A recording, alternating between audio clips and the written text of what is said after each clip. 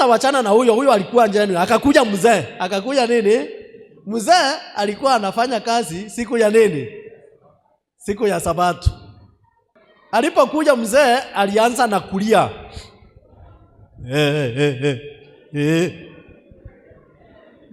Na unajua hakuna kitu inakaa vibaya kama mzee analia. Mwanaume kulia. Unajua wamama wanajua kulia. Lakini mzee hata kujipanguza machozi hawezi jua. Tukamwambia mzee, wewe lia, ukimaliza tunakutoa kwa kitabu. Akalia akamaliza akasema, nyinyi wenye mumekaa hapa mnajua mke wangu alikufa. Na kweli mke wake alikuwa amefanya nini? Na ameniachia watoto 9. Ameniachia watoto wangapi? 9. Na niko town. Hao watoto kukula ni mimi, kukunywa ni mimi, shule ni mimi, hospitali ni mimi, nyumba ni mimi. Mnataka niache kazi watoto wangu wakufe?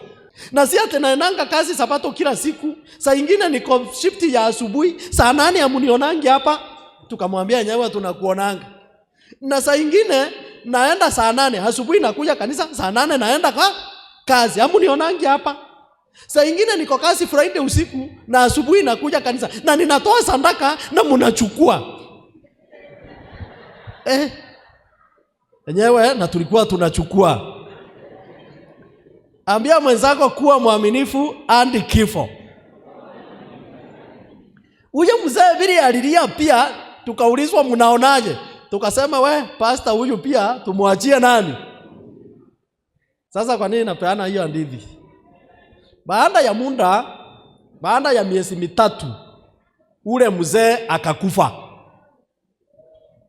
Ule mzee akafanya nini? Akakufa. Watoto 9 wakabaki town. Mzee alituambia asipofanya kazi watoto watafanya nini? Walipobaki town tukaenda maombolezi, mimi nikaona watoto hawajakufa.